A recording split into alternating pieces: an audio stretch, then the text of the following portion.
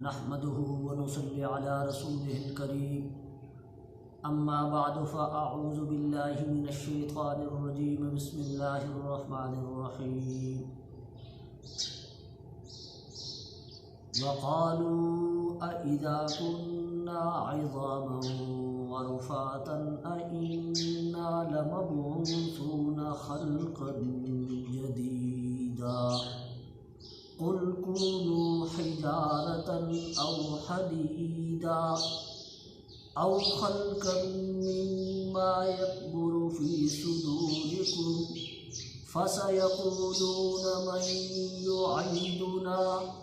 قل الذي فطركم أول مرة فسينغضون إليك رؤوسهم ويقولون متاه قل عسى أن يكون قريبا صدق اللہ مولانا العظیم۔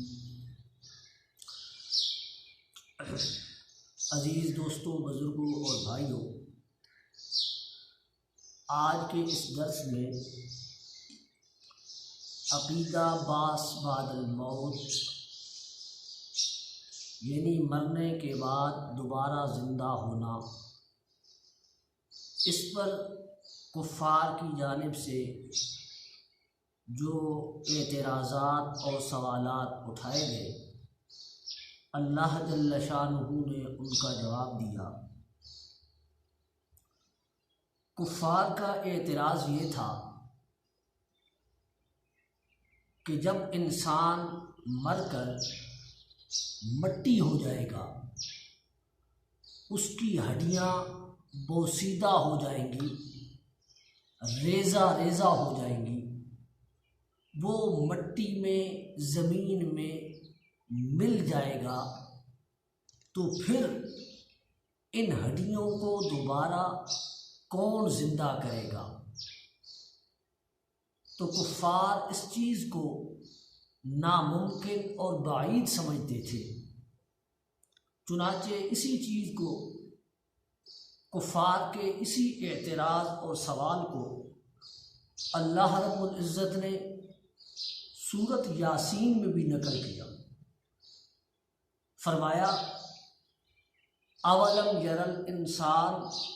انا خلقناہ من نطفہ، کہ کیا انسان یہ بھول گیا کہ ہم نے اسے ایک نطفے سے، منی کے گندے قطرے سے پیدا کیا، فَإِذَا هُوَ خَصِيمٌ مُبِينٌ، اور اب وہ ہماری ہی قدرت کے متعلق جھگڑنے لگ گیا۔ جھگڑا کیا ہے اس کا؟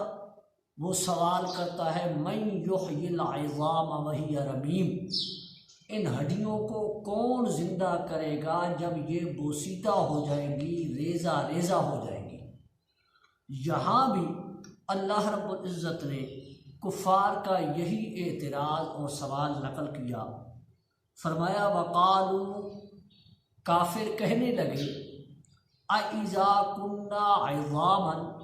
کہ جب ہماری ہڈیاں ہو جائیں گی، یعنی قبر میں پہنچنے کے بعد ہمارا یہ ڈھانچہ، ہمارا یہ گوشت پوست یہ گل سڑ جائے گا اور ہم ہڈیاں رہ جائیں گے، اور ہڈیوں سے بھی بڑھ کر ورفاتن چورا چورا اور ریزہ ریزہ ہو جائیں گے، اِنَّا لَمَبْعُوثُونَ خَلْقًا جَدِيدًا، تو کیا ہمیں نئے سرے سے دوبارہ زندہ کر کے اٹھایا جائے گا؟ کیا ہم دوبارہ پیدا کیے جائیں گے اسی ڈھانچے اور اسی جسم میں؟ دوبارہ روح ڈال کے ہمیں اللہ کی بارگاہ میں کھڑا کیا جائے گا؟ تو یہ سوال اور یہ اعتراض قرآن مقدس میں جا بجا اللہ رب العزت نے نقل کیا۔ یہاں اللہ رب العزت نے جو جواب دیا، بڑا عجیب و غریب انداز میں جواب دیا۔ اللہ رب العزت نے فرمایا دیکھو، تم تو ہڈیوں کی بات کرتے ہو، تم تو ہڈیوں کے چورے کی بات کرتے ہو، تم تو اس مٹی کی بات کرتے ہو۔ یہ چیزیں تو وہ ہیں کہ جن میں آج نہ صحیح کچھ عرصہ پہلے حیات اور زندگی تھی۔ یہ تو تم بھی مانتے ہو کہ یہ ہڈیاں آج سے پہلے یہ کسی جسم کا حصہ تھی، ان میں روح تھی، یہ چلتی پھرتی تھی،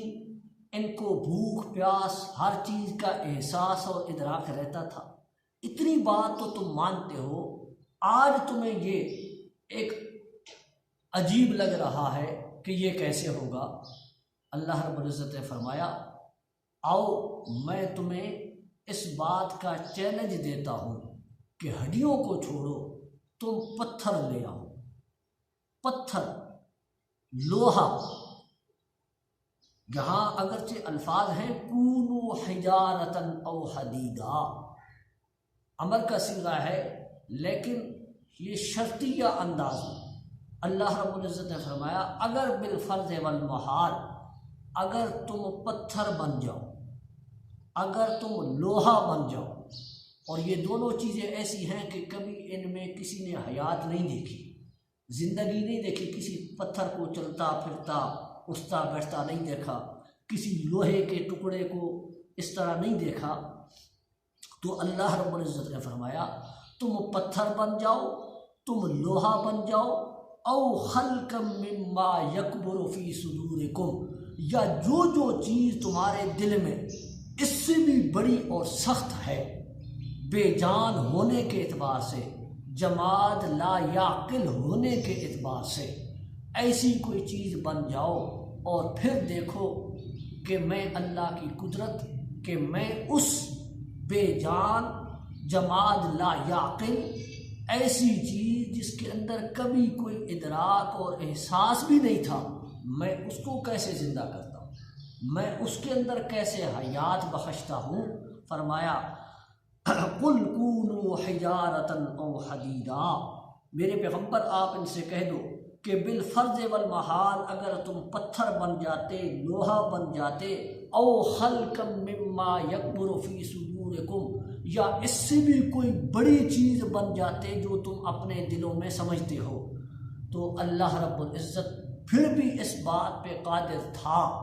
کہ وہ اللہ اس کے اندر روح اور حیات پیدا کر دیتا۔ یہ پہلا سوال جو کفار کا تھا یہ مادے اور محل پر تھا کہ ایک چیز کا مادہ اور محل ہی اتنا بیکار ہو گیا کہ اب وہ اس قابل ہی نہیں رہا۔ اب دوسرا سوال اللہ رب العزت نے نقل کیا فَسَيَقُولُونَ مَن يُعِيدُنَا، کہ یہ کہیں گے اچھا چلو ہم مان لیتے ہیں، لیکن بتاؤ یہ کرے گا کون ہے اتنی قدرت والا، کون ہے اتنی طاقت والا کہ جو یہ کام کرے گا۔ اب یہ دوسرا سوال ان کا ہوگا قوت فاعلیہ پر کہ کون ہوگا یہ کرے گا۔ کسی بھی چیز کو وجود میں لانے کے لیے، کسی بھی چیز کے وجود میں آنے کے لیے دو عناصر کار فرما ہوتے ہیں، دو چیزیں ہوتی ہیں، ایک مادہ اور محل، دوسرا قوت فاعلی۔ تو پہلا سوال تھا مادے اور محل کے متعلق کہ وہ اس مادے اور محل کو ہی بیکار اور ناکارہ سمجھ رہے تھے کہ اب اس میں جان نہیں پیدا ہو سکتی، اس میں حیات پیدا نہیں ہو سکتی۔ دوسرا سوال اور دوسری جو چیز ہوتی ہے کسی بھی چیز کو وجود میں لانے کے لیے وہ قوت فاعلی۔ تو اب دوسرا سوال ہے من یعیدنا، یہ کرے گا کون؟ اللہ رب العزت نے فرمایا، یہی جواب اللہ نے سورۃ یاسین میں بھی دیا، جہاں فرمایا نا من یحیی العظام وہی رمیم،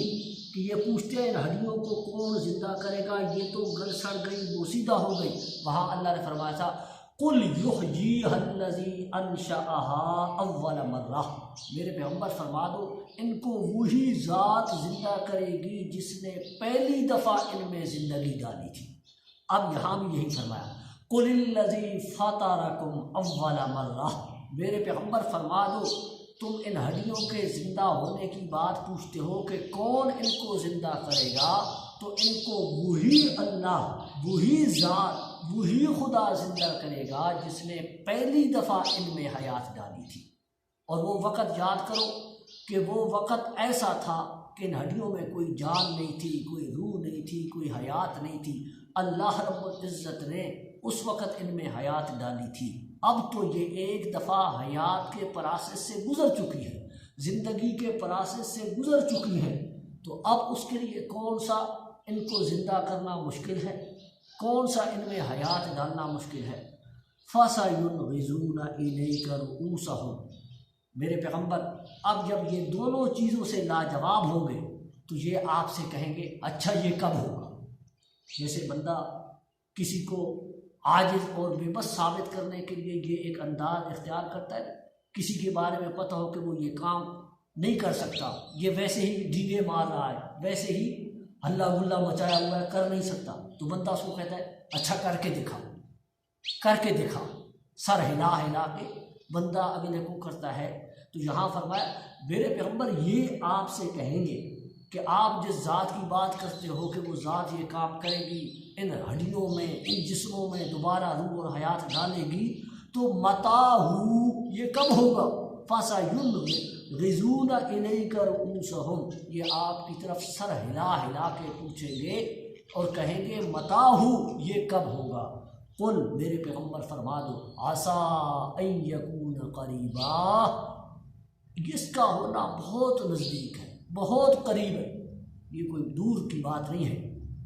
اسی کو اللہ رب العزت نے فرمایا لَعَلَّ السَّاعَةَ تَكُونُ قَرِيبًا، کہ قیامت قریب ہے، بہت نزدیک ہے۔ اور سورۃ النازعات میں اللہ رب العزت نے کیا فرمایا کہ میرے پیغمبر یہ آپ سے قیامت کا پوچھتے ہیں، ان سے کہو وہ قیامت جب آئے گی تو تمہیں یہ ساری زندگی، یہ سارا عرصہ اس طرح معمولی معلوم ہوگا کہ تم کہو گے لم یلبثوا الا عشیۃ او ضحاها، کہ ہم تو اس دنیا میں ایک شام یا ایک صبح رہے، یعنی یہ 60 سال 70 سال 100 سال 150 سال، یہ تمہیں ایک دن یا ایک دن سے بھی کم معلوم ہوگا۔ تو اس سے قیامت کا قرب، قیامت کی نزدیکی ذکر کی اور قیامت کی ہولناکی ذکر کی کہ قیامت کتنی قریب ہے اور کتنی ہولناک ہوگی۔ اللہ کے رسول صلی اللہ علیہ وسلم نے ایک حدیث میں فرمایا بعثت انا والساعۃ کہاتین، میں اور قیامت دونوں اس طرح آئے ہیں کہ اب میرے بعد قیامت ہی ہے، نہ میرے بعد کوئی اور امت ہے میری امت کے بعد، اور نہ میرے بعد کوئی اور نبی ہے، اب بس قیامت ہی نے آنا ہے اور قیامت ہی آئے گی۔ تو اللہ رب العزت نے یہاں بڑے پیارے اسلوب اور پیارے انداز میں عقیدہ بعث بعد الموت، حیات بعد الممات کو ثابت کیا کہ مرنے کے بعد کس طرح انسانیت زندہ ہوگی، کیسے وہ اللہ قدرت والا وہ زندہ کرے گا اور سوال جواب کر کے پھر جزا سزا دے گا۔ اللہ تعالی ہمیں فکر آخرت نصیب فرمائے، آخرت کی تیاری کی توفیق نصیب فرمائے۔ آخر دعوانا الحمدللہ۔